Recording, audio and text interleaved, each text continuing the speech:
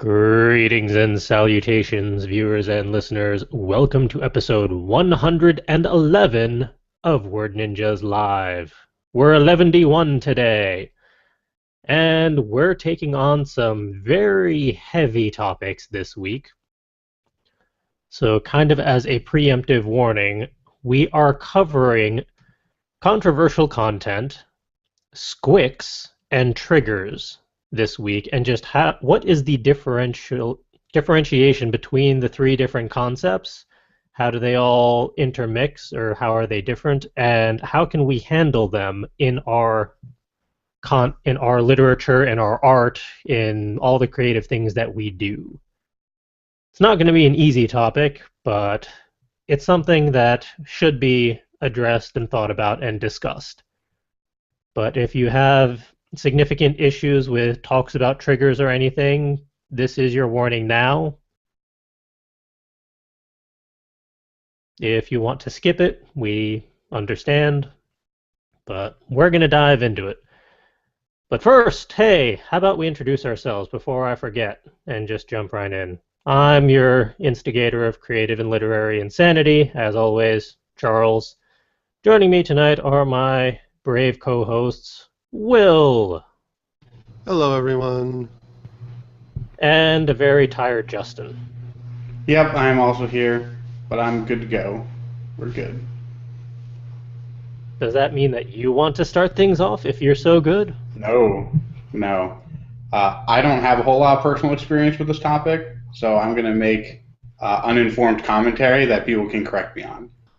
You've never done anything controversial ever in any of your writing? Oh, no, I have, but if you're going to talk about the differences, I have things to say, but they're probably not going to be received well. So I'll let you guys lead, and I'll poke in every now and then with my own comments.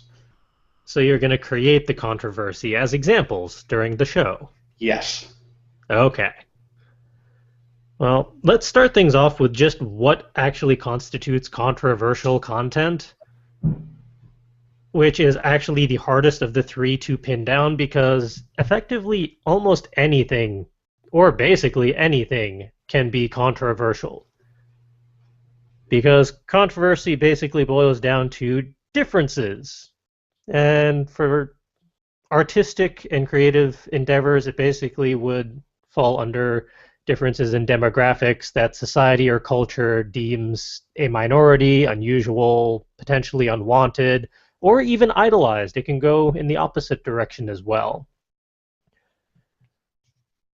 I was thinking on my way home that it's basically anything that does not have a black or white answer or reasoning behind it can become controversial.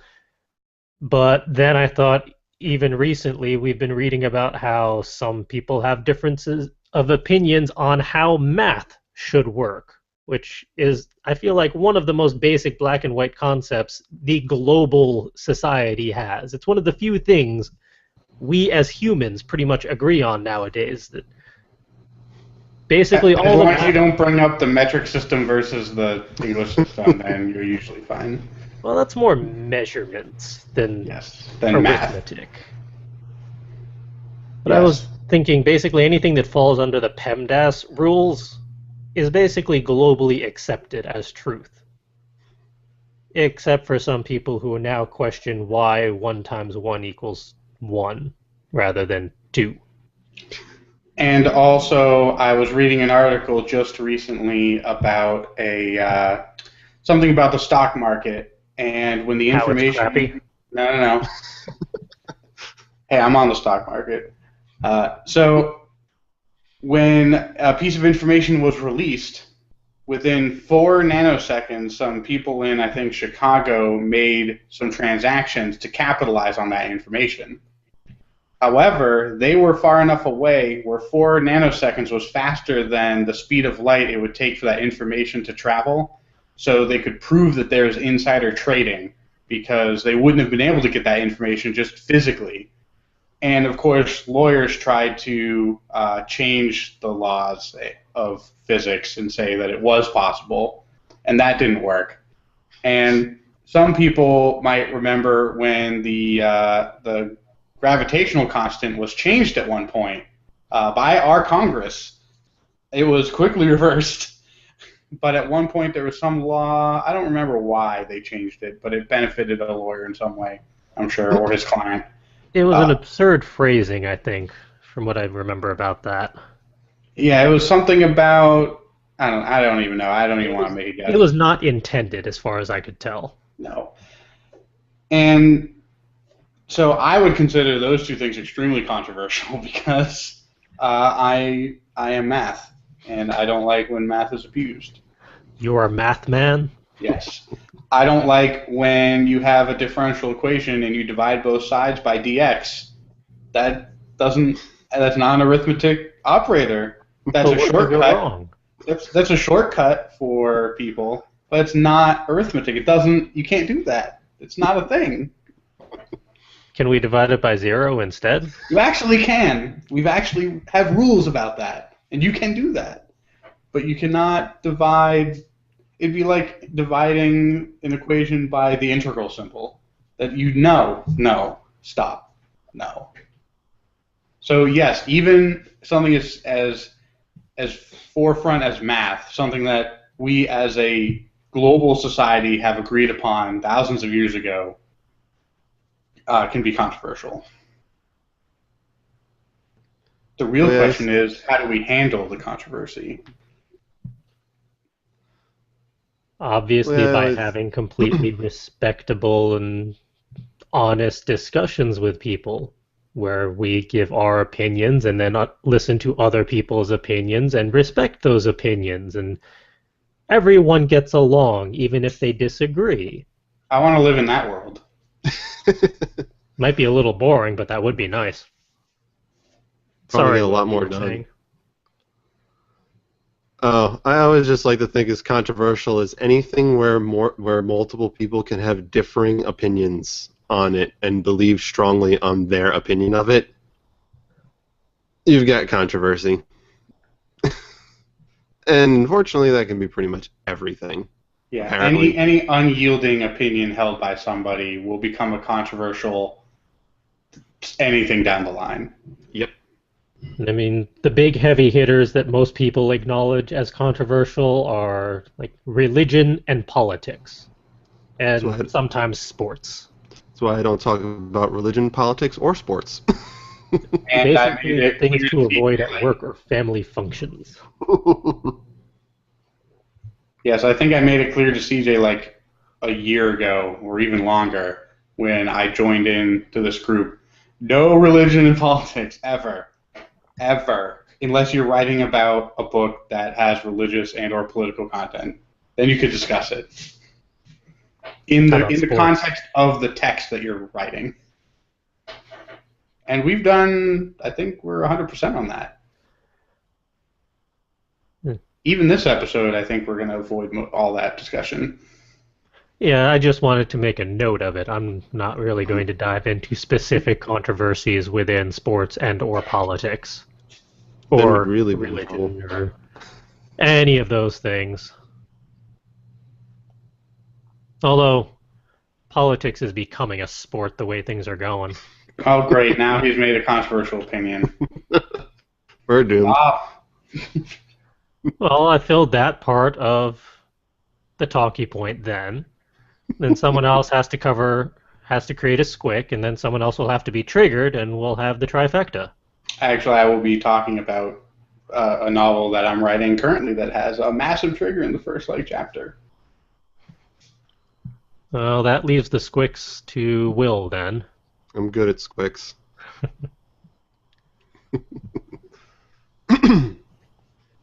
But before we dive into squicks, just how has controversial content been handled in stories and other creative endeavors in the past within our own works, and how do we feel we could handle that or suggest others handle that? Because basically everything and anything can be controversial depending on the audience that views it. So it's effectively unavoidable. The way I sort of handle it in my own works is that I try to realize who my audience is when I'm writing. and I try to write to cater to that audience somewhat. And if there's going to be something controversial, I try to lead up to it so that somebody can get comfortable knowing that it's going to come up, or they can just abandon ship before it gets too heady. Or it's something that's most likely going to appear soon. Right. And also, like the aforementioned novel that I'm writing, that's going to be something that's basically going to be on the inside cover as like the little synopsis. Hey, this happens, like basically immediately. So enter at your own risk. And I think as artists, we should be talking about things that are occasionally upsetting and occasionally controversial. I think that's part of the art, and I think that's how humanity ultimately deals with these controversial topics through reading and through catharsism. And if somebody knows that they're going to have, like a panic attack reading, or watching the movie Arachnophobia, then they should probably not watch Arachnophobia instead of trying to ban the movie Arachnophobia from all video stores and digital media. I highly regretted ever watching that movie. It's actually kind of comical in modern day. It probably doesn't not for some of age us, I well, bet. but for the time. Yes. You probably weren't a huge fan of that one scene in The Thing either. I don't think I've seen that. Or at least not that I remember. I won't ruin it on the podcast because it's a very good scene. Fair enough. Then you'd create controversy. Yes. Oh man, the spoiler controversy. Like, you can't spoil anything that was like the Captain Phillips movie when that came out. People were complaining about spoilers, even though it was a historical event. Everyone knows how it ends already. And it was in the newspapers like just a year ago. And so I think we're at the point, and this is where things are going to get controversial and we're going to get a lot of angry emails. I'm of the opinion that we try to latch on to as much controversy as we can for the sake of being part of a conversation. And I think that a lot of people that are what would be the verb for controversial? I don't want to say contrived because that's a different word. But anyways, people who find something controversial and have to post about it on Tumblr or Twitter or some social media are not actually really offended and almost rarely actually affected by whatever conversation that they're talking about. They just like to be on a bandwagon and be along for the ride. It's very true. You can send all angry emails to charlesmuir@hotmail.com. I feel sorry for that person. That's kind of the thing, though, with if you're going to make controversial content, you have to expect people to be angry with you for expressing your side of the controversy. Because there are people that are going to agree with you that are already on your side. There are people who are going to be like, whatever, maybe they'll be informed and agree with you and join your side or just not care. And then there are the people who are going to disagree with you. And because internet, they're going to be very vehemently vocal about their disagreement with you. And you just have to take that in stride and be like, well, that's your opinion and this is my opinion. And if you don't like it, don't read my book. But we should definitely not ban or silence the talk about controversial content, because it's through talking about it that eventually maybe an outcome can be reached. Or at least a mutual understanding of the topic. Yeah. Some kind of agreement. Because even with things like mathematics, it is not always black and white. There are multiple possible ways you can talk about it and multiple opinions you can have about it while still being correct or potentially right on all sides, even if you vehemently disagree with each other. Right, and there's often cultural differences, and yeah, I sort of hate that cop-out where it's a different culture, you have to accept it for what it is, because for some stuff, no, I don't really have to. But I'm also not over there, you know, yelling at people for their culture. You know, I don't hang out in the Bible Belt yelling at televangelists.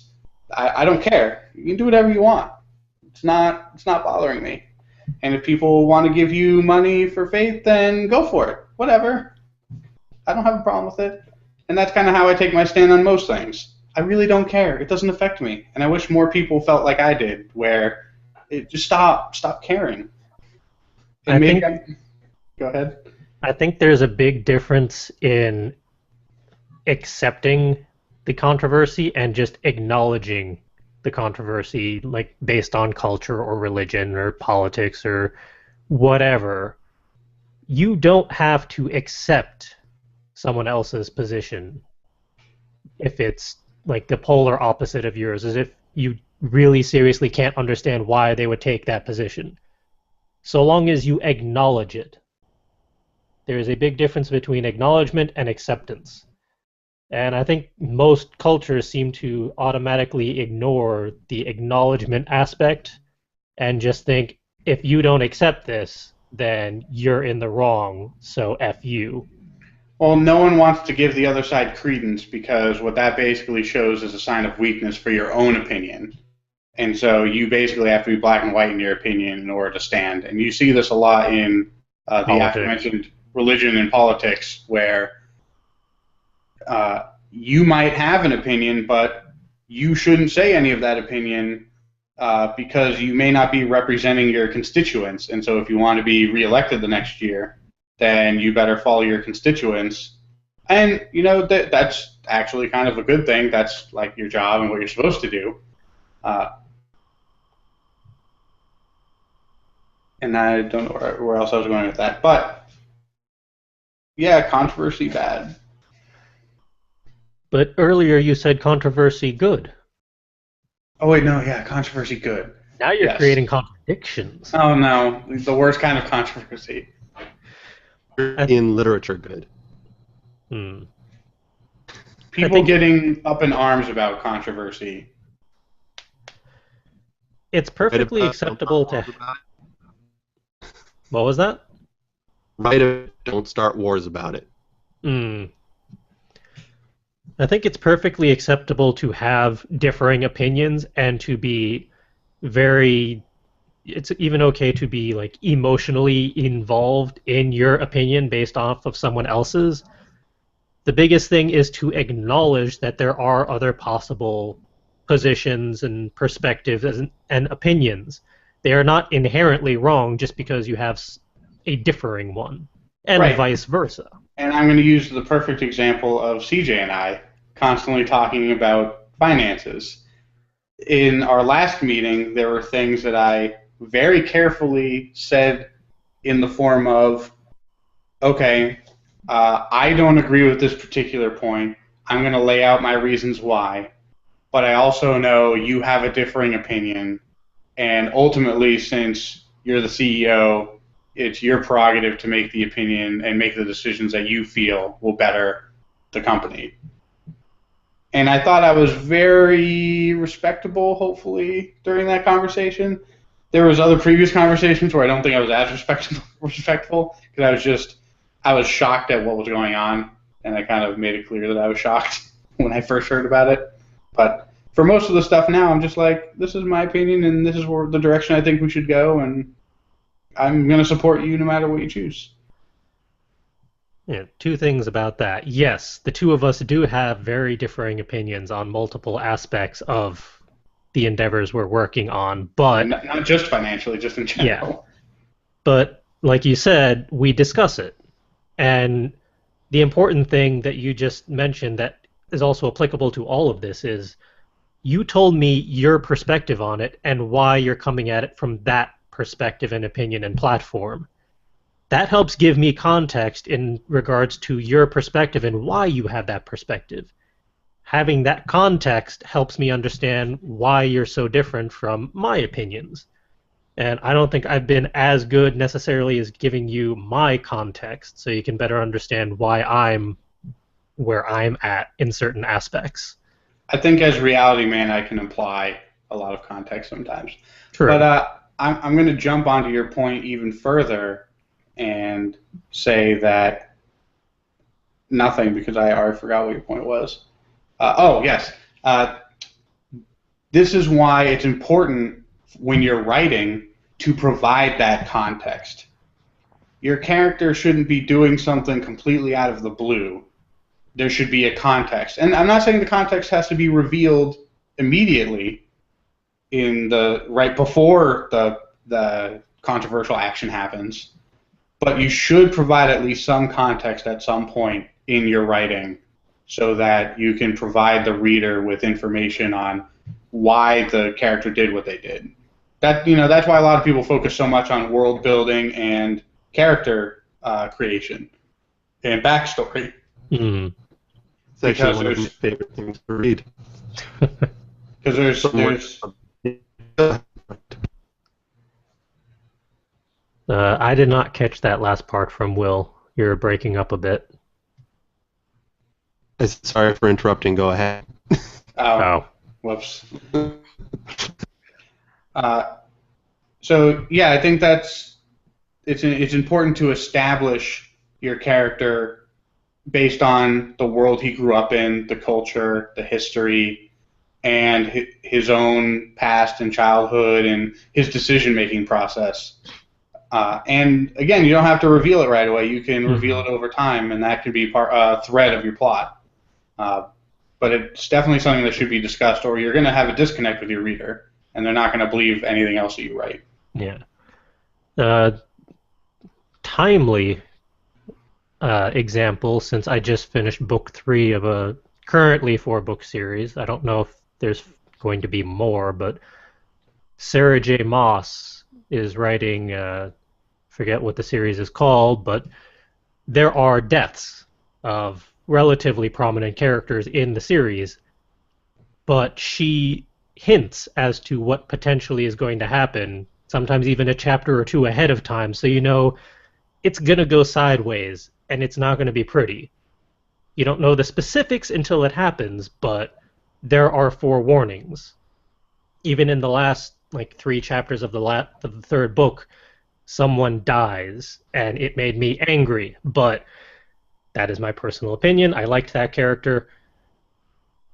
She almost telegraphed what was going to happen because there were 4 potential people who could die, and it was inevitable one would die, but each one kind of had the Chekhov's gun set up. It was just a matter of which one was going to go off. But you could see something was going to go down. So if something like death was a trigger, then you'd know well enough that, okay, I'm going to bow out now because it's not going to be pleasant otherwise. So having some form of telegraph to show what's going to potentially happen in the writing really does help. I think a great example, naming the chapter Red Wedding. Obviously, everyone was just in red, and it was a theme. Yeah, and everything was fine. They were being festive. I thought it was amazing that people didn't see that coming just by the title alone. But I think the title of the chapter was subtle enough where it could have really meant anything. And it was brutal. More brutal than probably most people expected. But it was somewhat telegraphed. And especially the opening part of what happened. The first couple snippets of scene, you're like, uh-oh, something really bad's about to happen. And so you can bow out really quickly. Although I have a feeling if you've gotten that far within that series, you're probably okay. Accepting of that type of content. Right.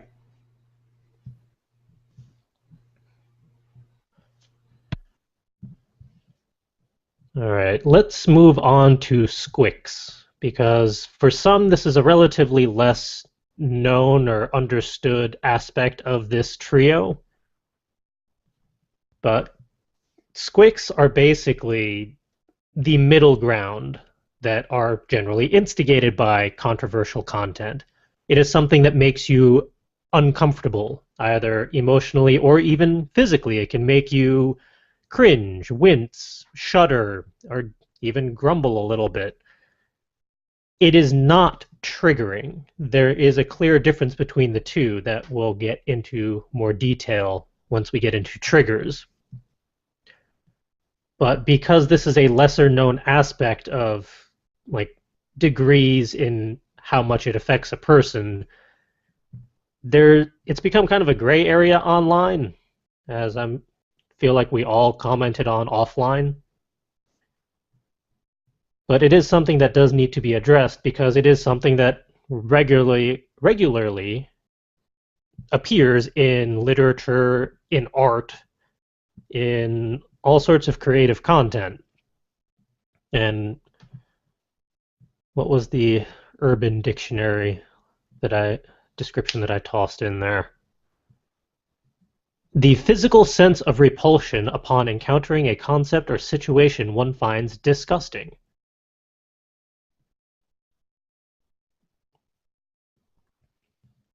But that's the problem with Squicks versus triggers, is there is a significant overlap in what could be a squick or trigger. For some, certain content can be just uncomfortable. Like for me, spiders. I do not have a full-on phobia of spiders, but I know several people who do. For them, it is a trigger. For me, it is just a squick. Like, I will physically wince and cringe and not be happy if I see them. Most of the time, if I can, I make them go squish. Because I do not care for them. Is that what the name Squick comes from? Is it from squicking all the spiders? For me, yes. I believe it's kind of like an unofficial mash of squirm, cringe, and like ack or something like that. I saw a couple different options when I was looking into it. But basically, anything that is controversial could become a squick for some people if it makes them physically or emotionally uncomfortable. And that's sort of... Oh, go ahead.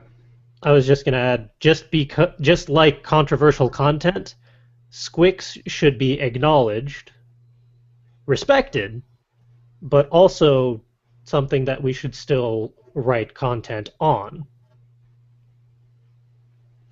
Right, and I think it's also a good tool to elicit purposefully that squick in your reader so that you can feel what the character is feeling. And there's a line, and unfortunately, as creative people, we can't really decide where that line is for every individual person. They have to decide for themselves. So, at least for me, I don't censor anything that I write.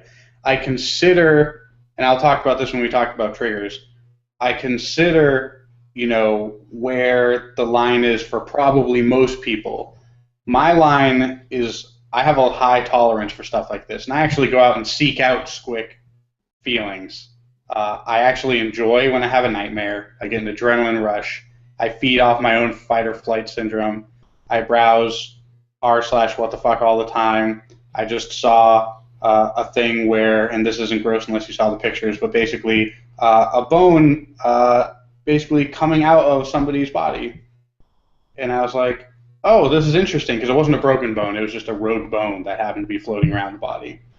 Long story, people can look it up if they want, but it was really gross to see, but it was also fascinating, and I love that kind of stuff. But I also know some people don't love that kind of stuff. So that stuff can be in its own little hole in the deep, dark internet, and people can go there if they look for it. But you probably shouldn't be taking pictures of it and putting up billboards of that thing. Yeah, that would probably not go over very well. And that's sort of the horror genre thing, where if you can basically say to the person that's going to view your content, oh, by the way, this is a horror something, based on marketing or whatever, the cover art or the title of the novel, they're going to get a pretty good idea that, oh, this is in the horror genre. I am not interested. I've got a friend who loves the sick garbage that I watch and will watch it with me, and I've got another friend that absolutely hates it. And so when I go over for, discussing horror movie night this month, I will invite the person that likes it, and I will leave the person that doesn't like it uninvited.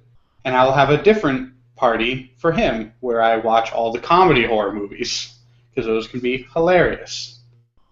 And so again, much like the controversy stuff, I don't think you should censor because everyone's going to react to it differently. But you should at least broadcast what your content is. Like if anyone was going to look into My Roommate's a Stripper, they're going to know pretty quickly what that content is, and they're not going to be shocked and appalled like a book and a half or a chapter and a half through. I should hope so. But I also make sure I tag, which is another thing. If you're posting content online and you think you have Squicks, always make sure you tag it. Like, only once did I have to use a non-consensual tag, but that is a big Squick and for some people trigger. You definitely want to make it known that that's in whatever you're working on. Thankfully, social media and Tumblr and other blog sites make it very easy to tag your work in such ways so that you can kind of telegraph that to potential viewers. Right, and if you're going to have something, potentially actually triggering or, spoiler territory, you can put up front at the beginning of your blog post, spoiler warning for Metal Gear Solid 5, and there's going to be some of that next episode, which I'm going to dance around very, very quietly. Only 20% of our audience got that fun. And so, you should put up a spoiler warning or a trigger warning at the start if there's going to be something to that effect. And I'll leave that off until we get into the triggering segment. So people could potentially have listened up to this point.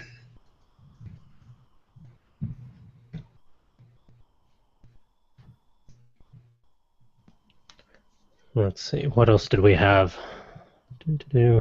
Show notes.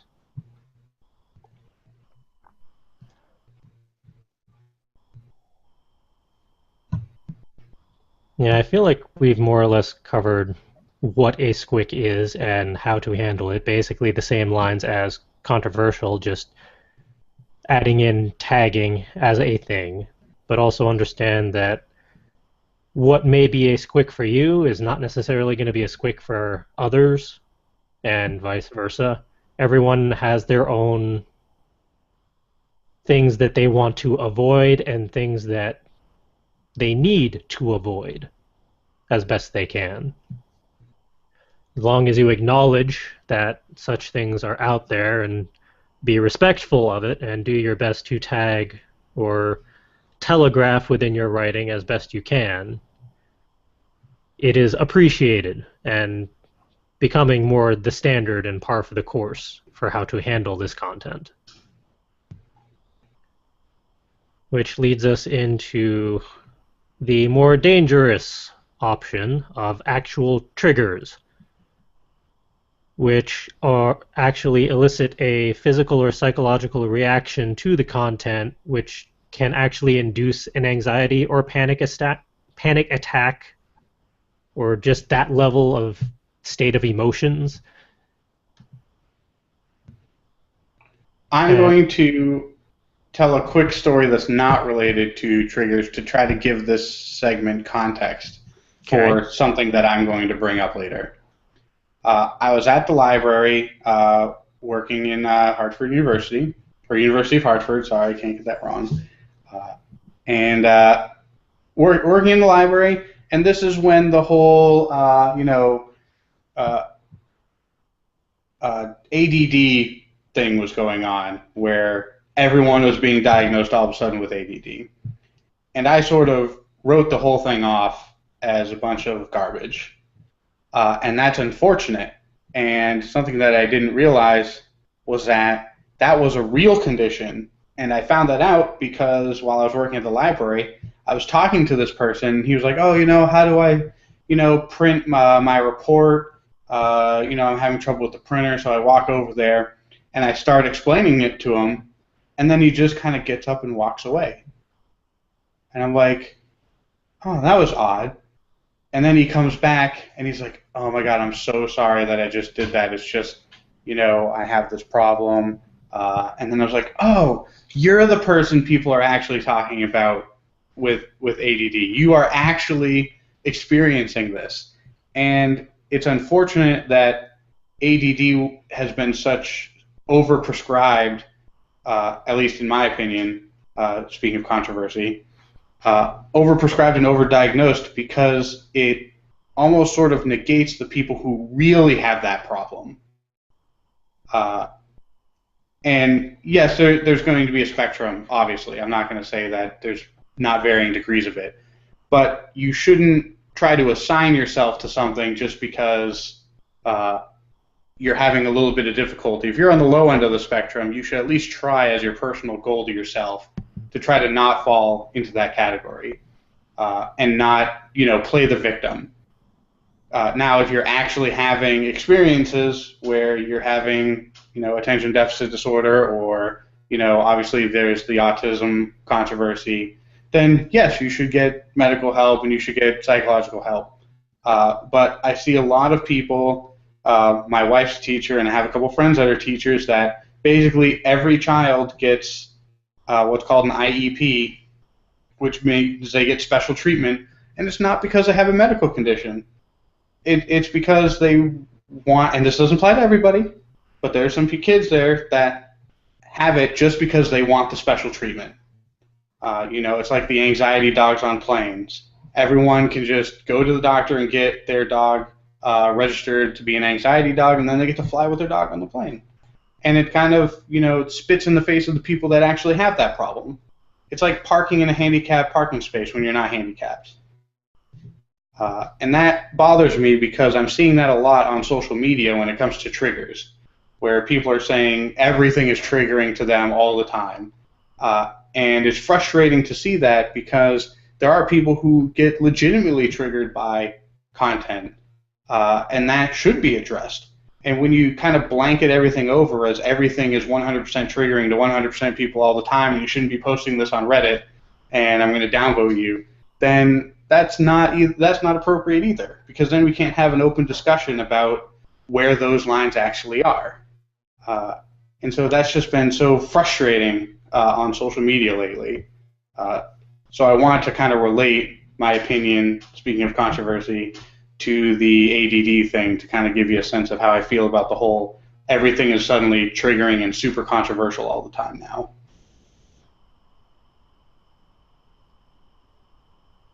Yeah, effectively anything could be triggering to someone, yes. But that's just like Squicks or just controversial content in general. But I think people are definitely kind of losing track of the specific aspects of what a trigger does to a person versus just what makes you uncomfortable. Right, and an example, albeit probably an absurd example, would be if my father died on a specific day, and so when that day rolls around on that anniversary, I get really depressed and upset, and I cry.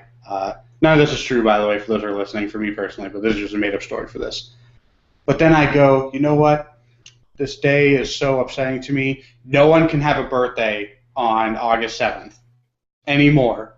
If I see one more party, I don't know what I'm going to do, so just no one have fun on August 7th, because August 7th is specifically triggering to me because of my father's death.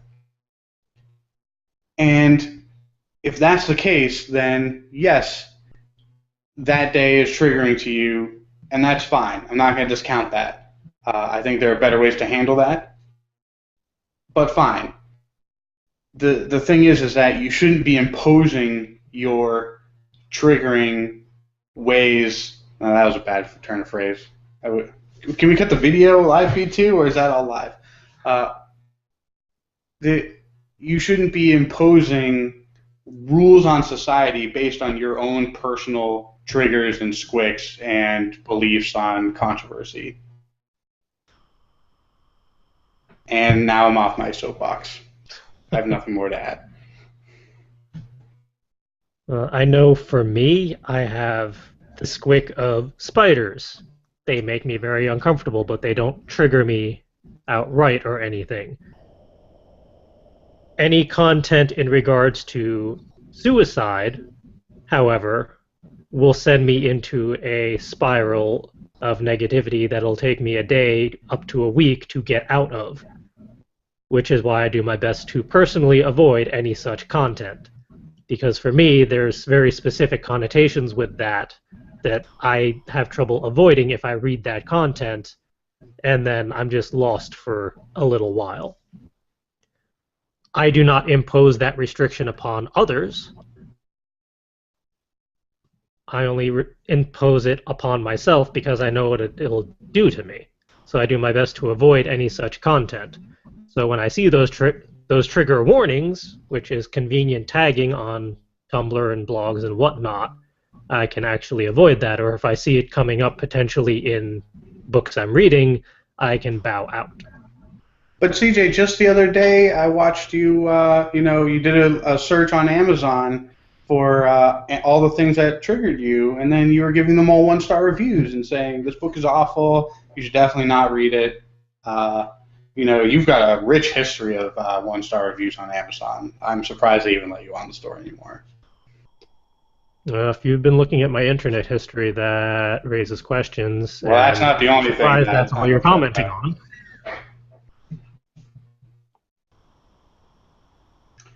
Now, we should talk about how to deal with writing about triggering content.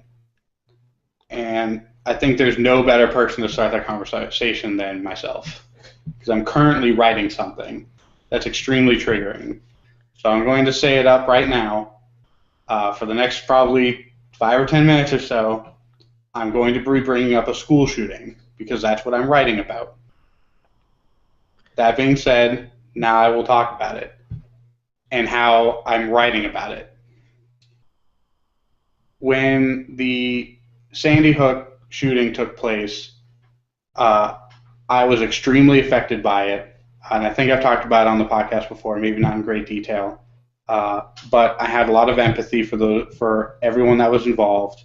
My wife worked at the school the year before. She knew all the children and all the teachers that were killed, and I basically spent a week depressed, and I couldn't get out of it until I decided to write about it.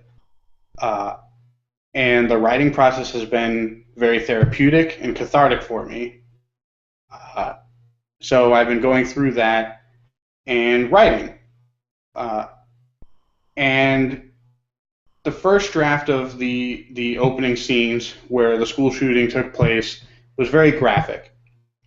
And even I recognized it was too graphic, especially for a general audience. I'm not really expecting a general audience to read this book because of its content, and it is going to be horror-based.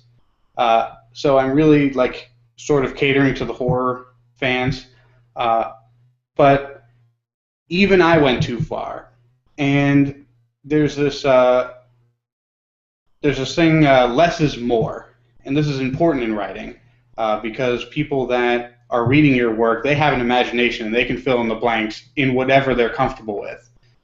If you leave a lot behind the scenes and behind a closed door, people can read that, and if they decide they kind of want to gloss over it and not think about it anymore, you can leave them that option. And if they want to fill in their own weird, sick details in their own head about what's going on, then that's their right to do. But to try to force a reader to experience something so traumatic is probably not great, especially if it's what I would call on camera, even though it's a book. So what I did is I rewrote that entire scene where the father of one of the kids is not actually at the school. It was originally written where he was a teacher there, and he experienced a lot of the massacre firsthand. And I thought that was too much. So I backed it off, and now he's just a father that's, working from his day job and hears about it on the news or gets a phone call from the school. So the content is there, uh, but it's going to come in the form of news reports and the aftermath, and not really focus so much on the act itself. And I think that's kind of how you want to handle stuff that's obviously and extremely triggering. This could apply to rape scenes, things of that nature. Obviously, a lot of artists will disagree, especially if you've seen movies like Irreversible, where there's prominent scenes as such. But most people can read a quick review of that work, Irreversible, and know immediately what it's about. And if they do any research whatsoever, they'll figure out what it's about and just not watch it.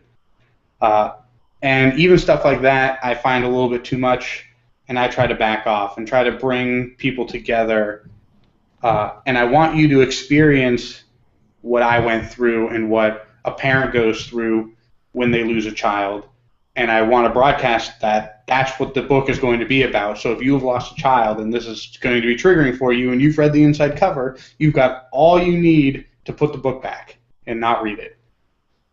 And I'm writing it so that it's broadcasted what happens, but you're not actually there. So I'm kind of trying to make it, as little triggering as possible, because the novel itself is not about the school shooting. It's about what the father goes through after the school shooting, and that's what's really important and what I'm really writing about. And I think the context of his story needs to start with the shooting, and it needs to be addressed and brought up and written about. But I don't have to, put the camera in the killer's hand, basically, while it's all going down. First person, original Doom video game style. Doesn't need to be that. And so that's kind of how I deal with triggering content.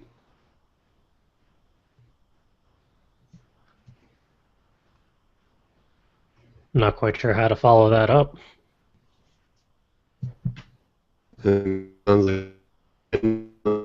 Oh, Will's breaking up on my end. Same all here. the way down to even getting warning before you talking about it.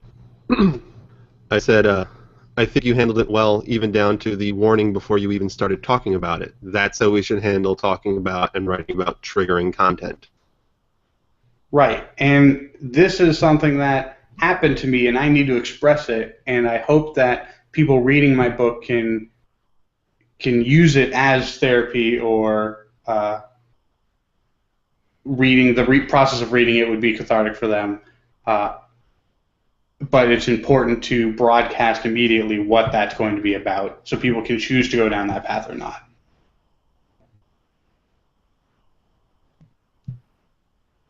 And writing about it because you have a reasoning behind why you want to cover that content is how to actually handle triggering content and why you should be discussing or writing such content.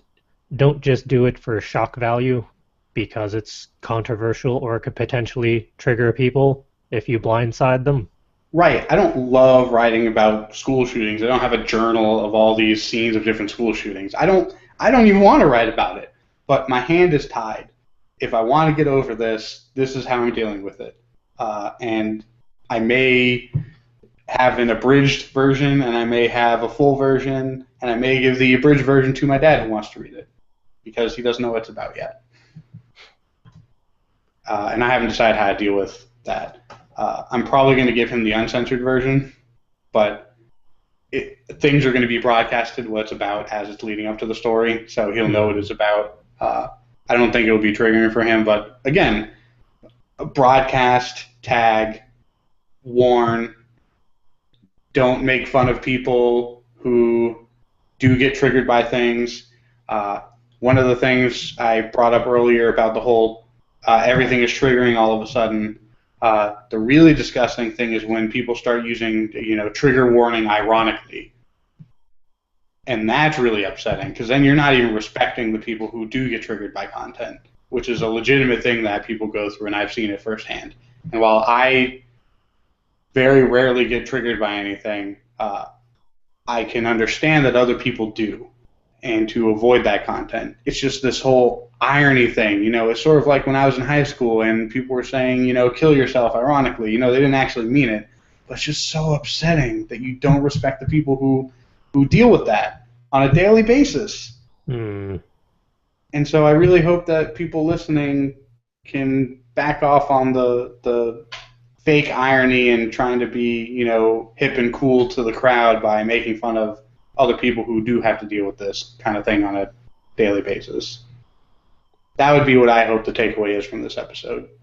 You can write about it, you can experience it, you can talk about it to other people, warn, broadcast, tag, and realize that not everyone is going to be of the opinion of you and not everyone is going to be affected by the same content as you.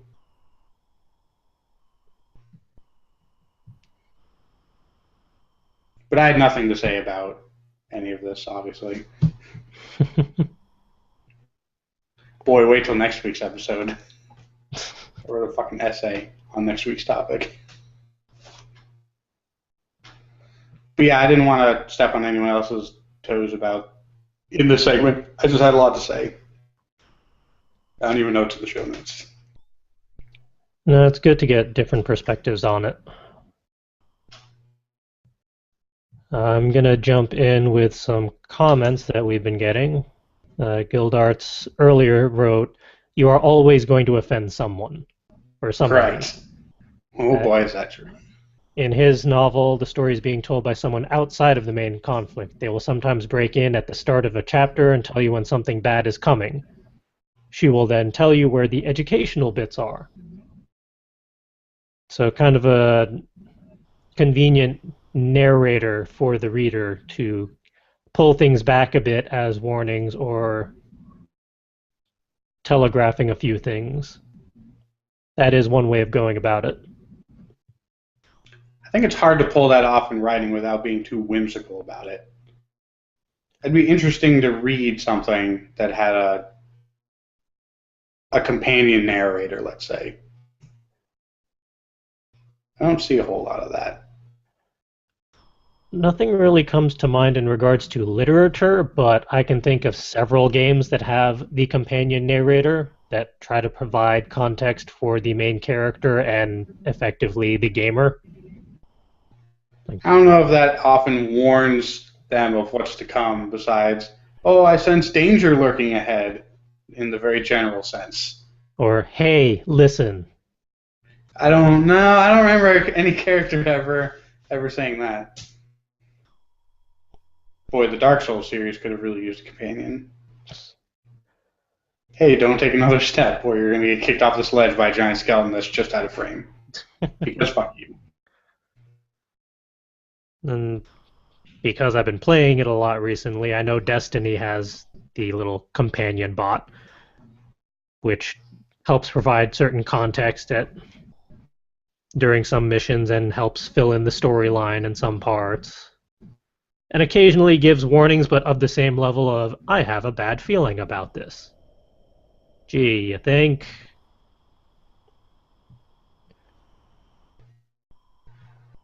Let's see. We also did get a commentary for this talking point earlier in the week via Facebook from Herbie Allen. His commentary in regards to this whole topic is, alls one must do is look upon banned books, which we actually haven't really talked upon yet in this context. Whatever caused a novel to be banned can turn out to be a trigger.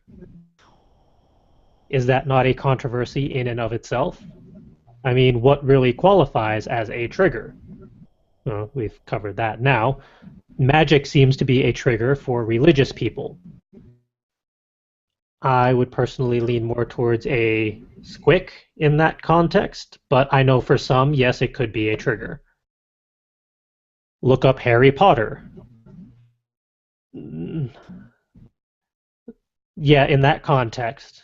I'm sorry, I'm reading through this and there's... Yeah, you have to be careful what you're saying. That's a quote from him and what you're saying as what you're saying. Make sure you make that clear. Yeah, I'm cutting in and out between his sentences and kind of providing my perspective, but there's also just a weird juxtaposition between that sentence and the one coming up, so it kind of made me pause because it was look up Harry Potter.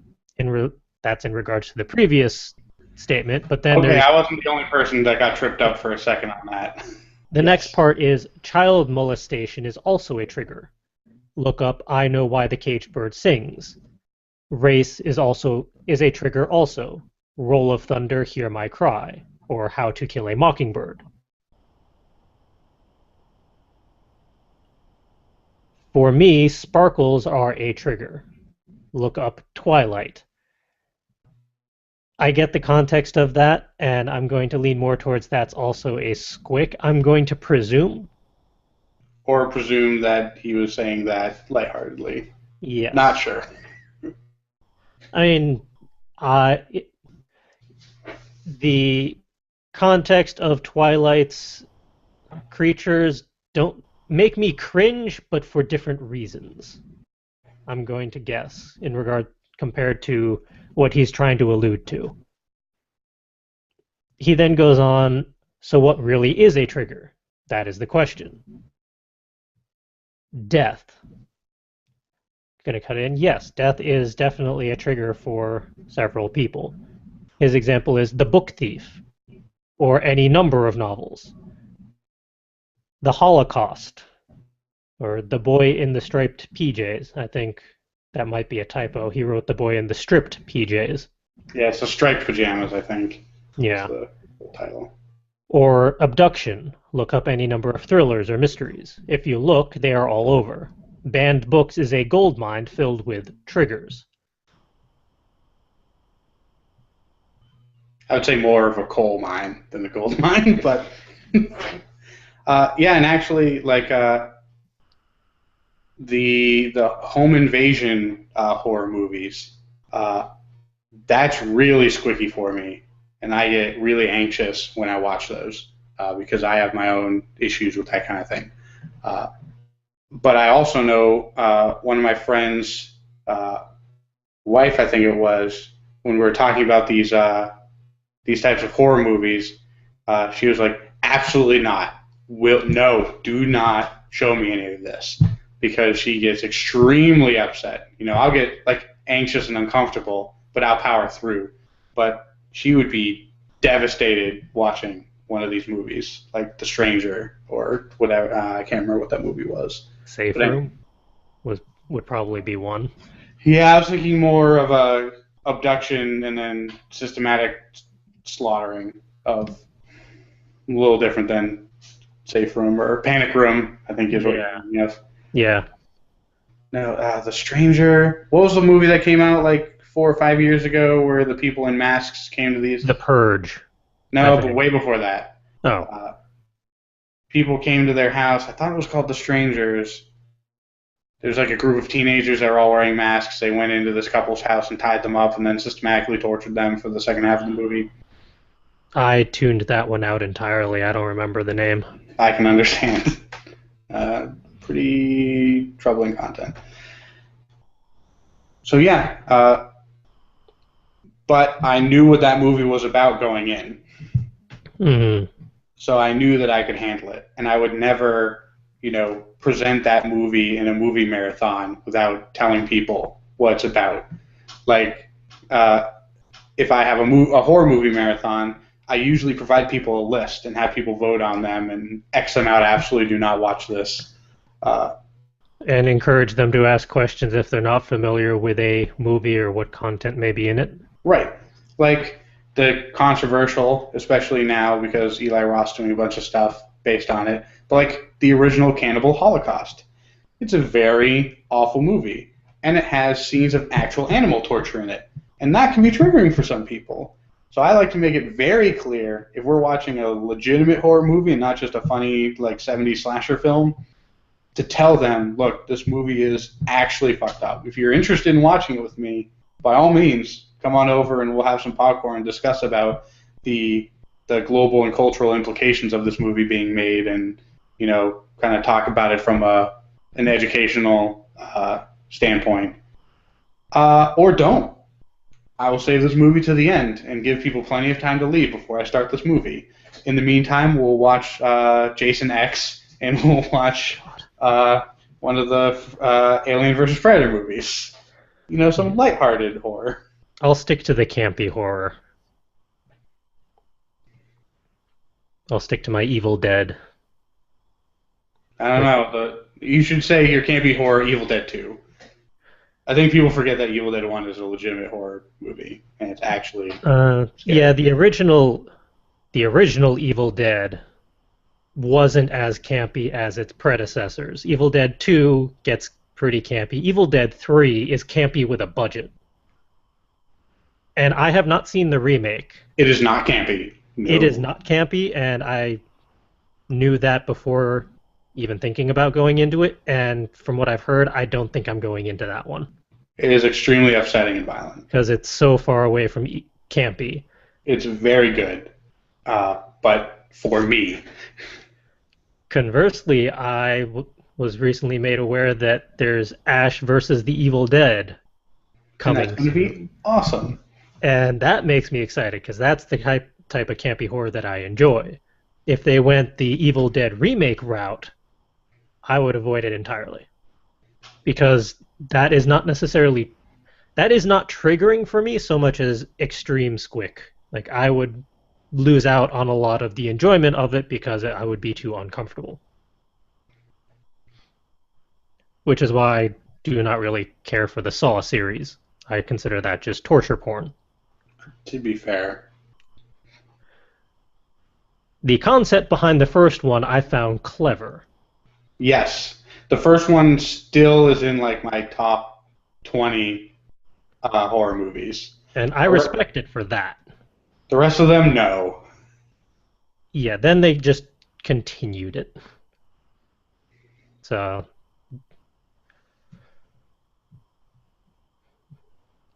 I know Will had commentary in the show notes. I'm not sure how much of that you've already covered off on just in conversation, or if there's anything you want to pull out from there at the moment. Most of it's been pretty much covered. Don't use triggers just for the sake of triggering people for entertainment value or shock value. I think we might have covered that. And yeah, I think that pretty much covers. I think we've pretty much covered everything I wanted to say.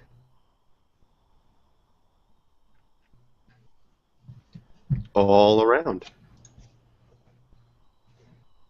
Ironically, there's no controversy between the three of us on how to handle controversial content.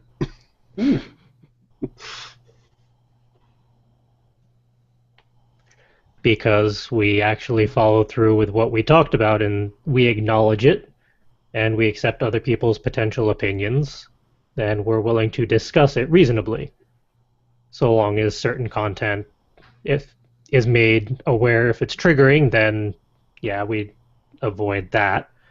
But we've all been, at least our crew is familiar enough with each other at this point that we're aware of our respective triggers and squicks and everyone else's, so that we kind of know what to avoid, at least within our group. Right. If I ever want to play a practical joke, which is probably unlikely in general because of everyone, including my propensity for anxiety, but if I wanted to play a practical joke, it would not involve a handful of fake rubber spiders, for example. You're not going to pull a joke like Josh did in Until Dawn. No. Yeah, and look how that ended up for him. It's not worth it. I will say I did have an example I thought of while Justin was talking about his story earlier of handling where I had to handle someone reacting to controversial content in my story, where they were reading through Roommate and they told me that they enjoyed the story up to that point, but then the way one of the characters was treating another character was making him uncomfortable, and he's like, I'm not sure I'm going to continue. And I was like, well, I respect that, that is what it is. I'm glad you enjoyed it up to now. I will say that, it's not going to continue all the way through the end of the story. Things will get interesting. If you want to keep reading, go ahead. If not, I'm not insulted by that. And he did, or they did keep reading and did come back later and say, I'm glad I kept reading because I saw where you went with it. And approved of where I went with it. But I understood at the time what he was up to. It's like, yeah, it's a little squicky, a little... It can make someone be uncomfortable the way these two are reacting to each other. Mm. But again, if you provide the context even soon after or, well before, then that provides context to the reader to understand why those characters are behaving the way they do, like we discussed. So great. Everyone's in agreement. Yay. Hooray. Now let's talk about the financial sheet that I have open on the other computer. Spend all the money. I'm not sure you haven't accomplished that yet, actually. All right. And of course, to our viewers and listeners who have stuck it through with us over the past hour, I hope you were able to get something out of that, or at least were hopefully agreeing or acknowledging our opinions in regards to controversy versus Squicks versus triggers. And whatever your opinions may be, by all means, post in the comments, continue the conversation. Actually, I'm going to bring up one more point before we totally close out, because I think this is important. Fine. Back when I joined the group early on, I was very crass in my humor and very not subtle and upfront and kind of harsh, because that's the way I roll with my friends. That's the way I grew up with my family, and I made people uncomfortable. And upon realizing that, I didn't say, well, fuck those guys. I'm going to, be who I am and do my own thing. I realized, oh, you know what? I kind of was being a dick. Some people can't handle that sense of my humor. I'm going to tone it down. And then I went to those people, and I apologized to them in person. And I said, look, this is how I grew up. My parents picked on me all the time in jest. I don't mean anything by it. I'm sorry, and it won't happen again. And I think that's important if you do end up accidentally triggering somebody or accidentally squicking somebody, to acknowledge that you've done that and to potentially apologize and let them know that you won't let that happen again, at least in front of them. I'm still going to call my other friends, names and beat them up emotionally because we have that rapport with each other. And I'm not going to change that about myself because I have that weird sense of humor. But I don't impose that on other people that aren't on that same wavelength. And I think it's important for people who accidentally squick and trigger people to be very similar in regards. And I think the people that get squicked or triggered will be appreciative of that fact. There's a coworker, and I'll make this very quick because I know the podcast is going on. There's a coworker that I have that he will swear up and down, F word, C word, everything under the sun. But if you say, God damn it, he gets very upset because he's religious. And so what I do is I not say those things in front of him instead of doing what other people would do and double down and try to annoy the crap out of this person. And I think that's important to not antagonize other people. And I hope that our listeners don't do that. And that was my final point. All right. With that, we're going to roll on to the highlights reel for this week. We only have a couple things to highlight. There's no new book bundles, so no new books for me. Although I apparently don't have book 4 in the series that I'm currently reading, so I'm eventually going to have to figure out what to do about that. Because I want to know what happens. Especially the way the third book left off. But that's for another time. Let's see here. First, we gotta hop onto screen share. First piece is there is a newly discovered tablet from the Epic of Gilgamesh. And New is kind of relative considering the age of the Epic of Gilgamesh, but it appears that there are three tablet fragments that have been found in regards to the Epic of Gilgamesh for Tablet 5 specifically, since they're on multiple tablets, and it actually gives greater detail and context in regards to that particular part of the story, which is really cool because the Epic of Gilgamesh is like one of the oldest stories that has survived the ages up to today. And the And I fact, found it interesting that the tablet gives new context to old characters, and there was some stuff revealed in this tablet that we wouldn't have known had we not found it. and it's to me, it's kind of fascinating that the photo here, that's how small they were able to hand carve the text onto a stone tablet, and it is still decipherable now in modern day. They were able to translate it and figure it out where it was in relation to the whole story. Well, they had CNC milling machines back then, right? I mean, that couldn't have been that hard. One in every house. Right. Okay, come on, that's hyperbolic. Not every house, like every family, generational family, probably had one. All right, fair enough. But Can I just can I just say that the story of how this museum acquired the tablet sounds like quite the story in and of itself? Yes, it is very interesting. yeah, for those who don't have the time to read the article, they basically made it open season for those who would explore ruins and areas where these pieces could potentially be found, and basically didn't really ask questions as to how it was acquired.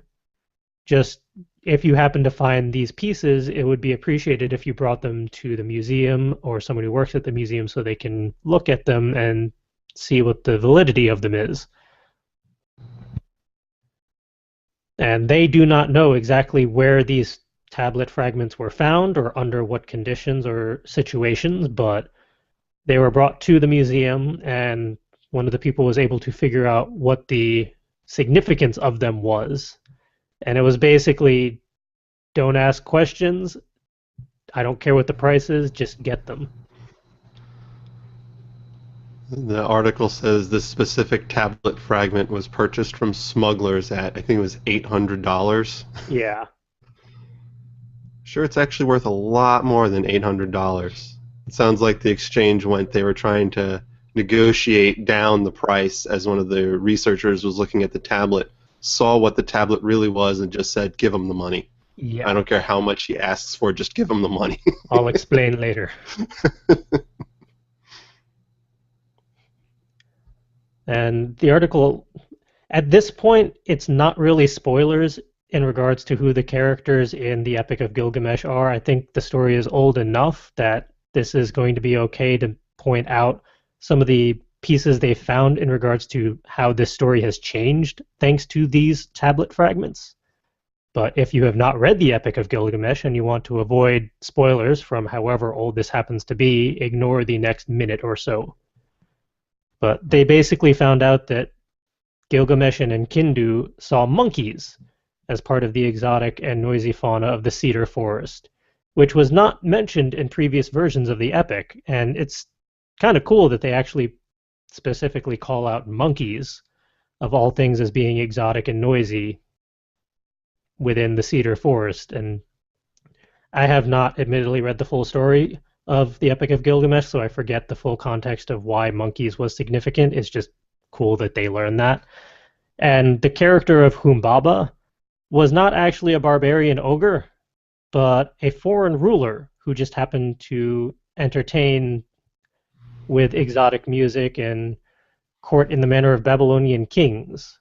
Yeah, dirty foreigner. No wonder he was called an ogre. Actually, I think that's part of the context of why people thought that it was an ogre, because of some of the descriptions that were put upon that character in some of the other parts of the text. But it's really cool that we managed to get a little more context of who that character was, and it kind of shifts some of the aspects of that character within the story.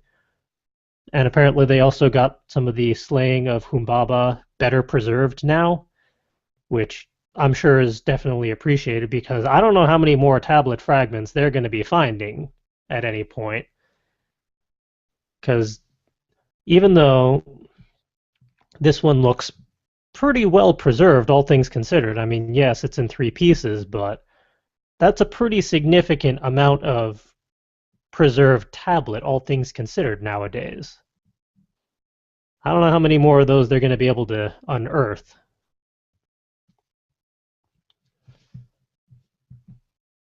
The next article up is examining the fascinating typographic history of eye charts, which is actually pretty fascinating, or at least I found it fascinating because I never really thought about the typography of eye charts.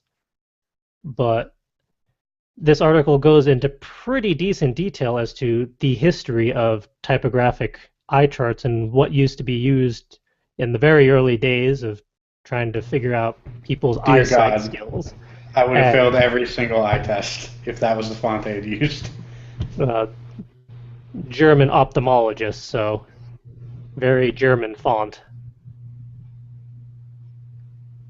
But it was interesting how even back then they determined to kind of scale the font size to figure out what a person's limits were. And there are various standards that were created over the years as to fonts to figure out how best to differentiate letters from a distance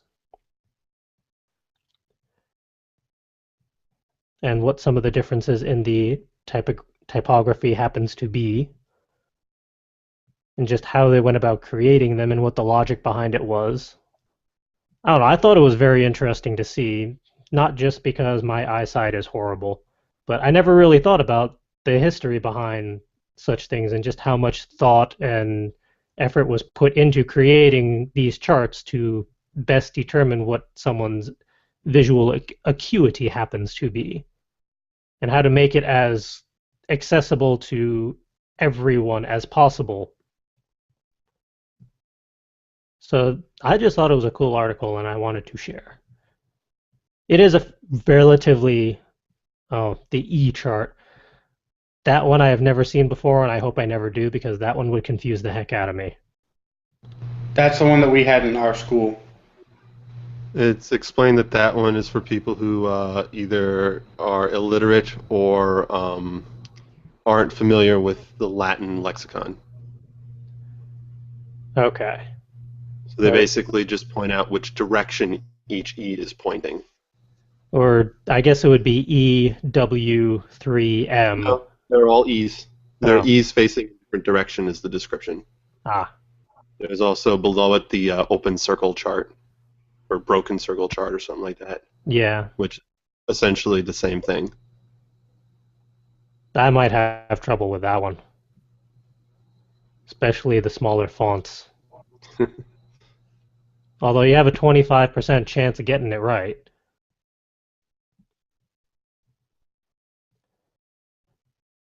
And both of these articles are in the show notes for episode 111 of Word Ninjas Live if you want to check them out. Those are the only highlights we happen to have for this week. And with that, it's time to roll on into the productivity and inspiration station. Because we've all been doing things and being productive. As for myself, over the weekend I survived a 2-day tag sale of selling all of the baubles and helping people move stuff to the cars, unearthing things within a basement of doom. It was interesting, mainly just to see what people would take. Like an entire case of cranberry sauce, which was not expected. And I'm taking a break this week just to catch up on various works and stuff while I have recording time. But last week I was still enjoying Destiny's story with the newest expansion. It's still pretty fragmented just because of the way the game is set up in regards to gameplay, but the app that they have actually helps because whenever I acquire the Grimoire cards, which helps expand the universe and lore, I can kind of read through that at my leisure and kind of cross reference stuff to figure out context. And over the course of the weekend, I unearthed a homemade light box for sketching, and I managed to clean it up and make sure that it works and isn't going to spontaneously combust or anything. But I wouldn't mind trying to figure out how to do that myself now that I see how it was kind of gone, how the person went about it. So that may be a project at some point. Although I'd probably utilize a different lamp socket because that's what they use. They just used a lamp socket and then set it up within a box with glass. But I'd probably use a 3 bulb lamp socket just so you could better diffuse the light because the way this one happens to be created is a little funky. And I just had one of my regular reality checks as to just how crazy next year is going to be in regards to the change of the status quo, in that the status quo is not going to be status quo anymore. It's going to be there is no status quo for next year. It's just everything changes. Wait, what? I thought earlier today we were discussing not to change everything and to go with the status quo. Status quo. Nope. Everything changes. The status See, quo is gone. just like before, CJ and I always differing on our opinions. You can have the status quo, and I'll do the polar opposite. But you own the status quo. It's in your name. You'd have to sell it to me. Anyways, we're getting off topic. Yes, 2016 is going to be very interesting. Yeah. But very fun. What has Will been up to since last week? Aside from dealing with spontaneous cold of annoyingness, I completely finished and posted up to my Patreon chapter 30 of My Roommate's Stripper, which is exciting in and of itself. But when I sat down and looked at all of the few remaining things I need to discuss and cover in the story, as well as how far I've gotten so far, I think there may only be about 2 chapters left. That's Oh my. about as much content as I have in my head, unless I come up with something. But I don't think I need to come up with anything. I think I've covered all my bases. Surprise, it was all a dream. Cue extended coda. I actually thought about doing the it was all a dream scenario for the ending, and then I told that to somebody, and then they threatened to beat me over the head with a shoe. I would have provided the shoe. So, no, I'm not doing the it's only a dream ending. But I did almost do that. Instead, you're rewriting the beginning so that one of your characters has amnesia. I mean, I could.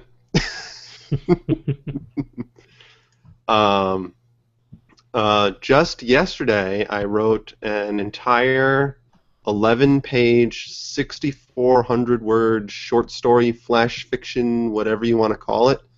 Wrote it, edited it, and posted it up to the internet all in about half a day. Nice. I just sat down, and I had the idea in my head. I had already planned it out. I'm like, I'm writing this, I'm doing it. So I just had a day of writing and just made it happen, and it felt really good to be like super productive. And I'm hoping to be able to have more of those, where I just write an entire thing in a day.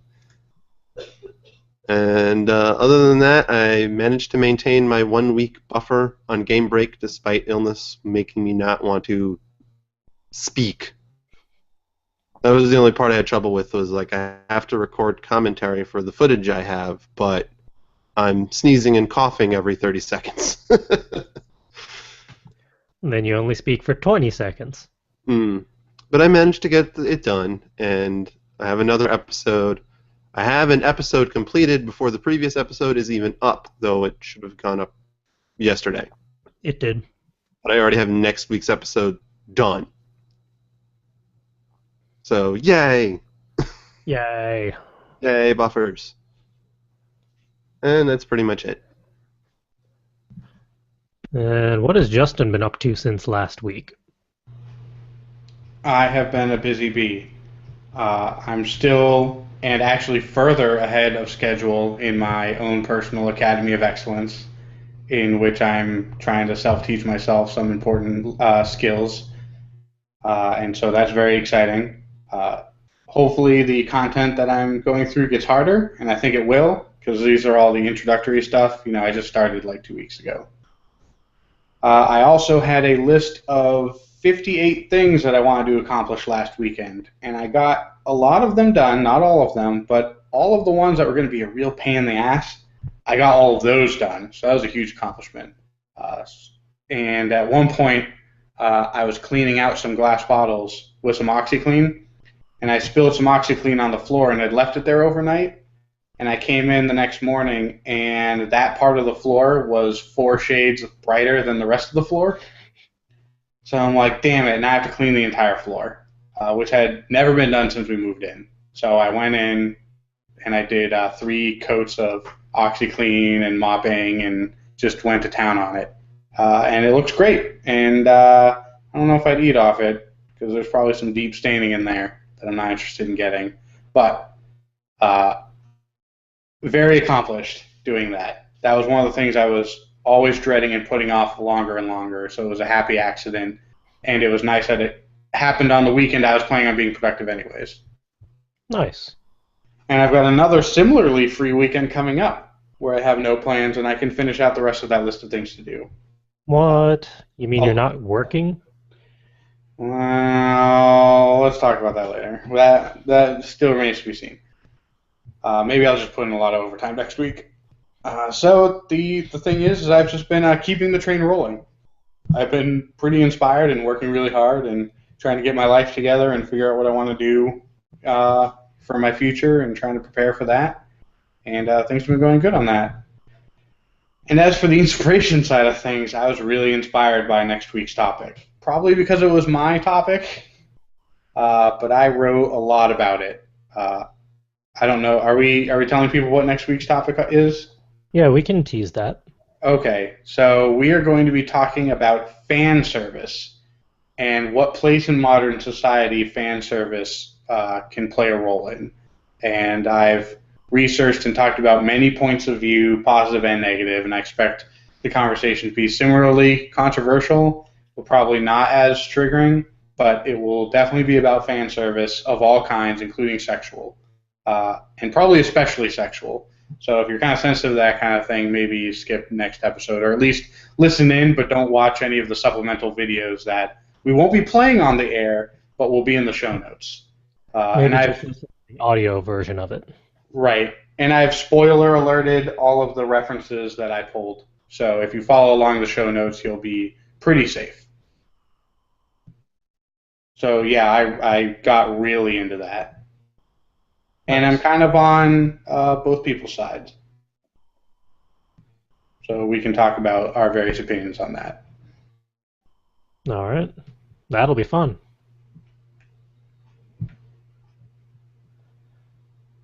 All right, with that, moving on to events. NaNoWriMo is looming. No, We basically have a month. Since no, October starts tomorrow. stop. We basically have a Wait, month. is tomorrow October? Yeah, I think tomorrow is October 1st. Oh fuck. Yeah. Much is, or as Tumblr is calling it, the first of Halloween. I thought Halloween started 2 months ago. No, that's as far as major shopping centers are concerned. Yeah. Damn, it's gonna be October, and just yesterday it was 75 degrees all night. Ugh. And tonight it's going to be like 50. But yeah, National Novel Writing Month is a month away, starting in November. Ooh. For those not familiar with it, it is a month-long writing challenge, 50,000 words in 30 days, or 1,667 words a day on average. And I've already figured out a half dozen or so events for our region. I need to finish that up within the next week or so we're all good to go. And eventually figure out what the hell I'm doing for my nano. because I haven't really thought about that. So I have a whole month to figure that out, thankfully. But that's a thing that's coming up.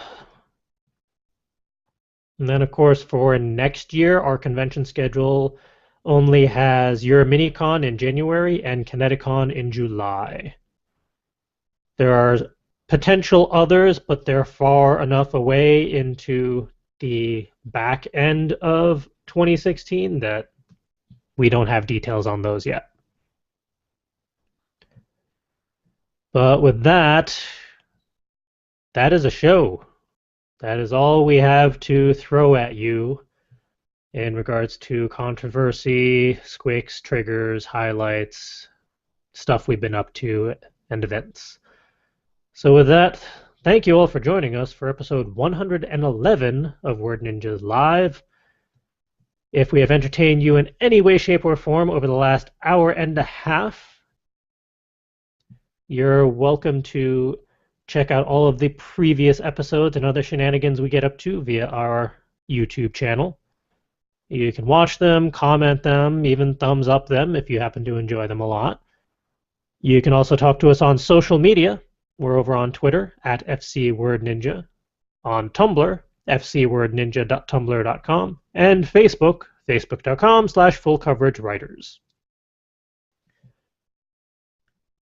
And if you want to help fund all of the crazy various endeavors that we're up to, go check out the Etsy store, etsy.com/shop/fullcoveragewriters. Various holidays are impending for the last quarter of 2015, so if you are on the hunt for shiny baubles for others, go check out the Etsy store. See if anything might either pique your interest or potentially pique their interest. I was just reading a survey last week that 1 out of 10 creative people, their number one thing on their wish list is a Ninja Cube. It's a good thing we have a few in stock then. Yeah. And Scientific fact to me. we recently acquired more fabric than even Ed will know what to do with. So much fabric. So I don't think you're going to have to worry about running out of materials for those anytime soon. So order as many as you like. And if you want to track me down, it's pretty hard lately. Justin can attest to that. But your best bet is my personal Tumblr, which is fancypantswolf.tumblr.com. Where can people track down Will? You can usually find me on my Tumblr page at darkholm.tumblr.com. I had an itch there. I try to keep things updated on My Roommate's a Stripper at myroommatesastripper.tumblr.com. And you can always support me on my Patreon page at patreon.com/darkham, where the new chapter and that little short story flash fiction are both recently posted up for subscribers, patrons, Nice. whatever they want to call them. And where can people track down Justin? As always and usual, you can find me at mechanicaljustin.com, where hopefully I'll be posting a lot more soon. And next week, I will be providing my Mario Maker levels. I finally finished a whole world. Nice. So I'll be providing the codes for that, and people can star or not star if they hate them, and play them, and comment. And then one day CJ will come over and try to play them and see if he can get past the first enemy. Yeah, I don't know about that, considering how my previous attempt went. That was bad. That was one I designed for my wife. And you couldn't even beat it. I think I did beat the first, or the level 1-1 at least. I was being hyperbolic. 1-2, though, I probably would have trouble with.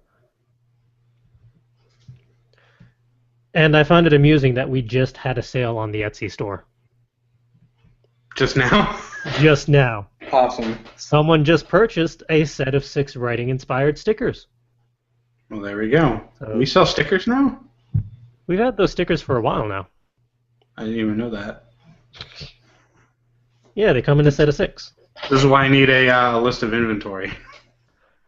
Well, go check out the Etsy store and you'll see what we got. Ooh, good idea. I'll do that. With that, we are all going to sign off for the week.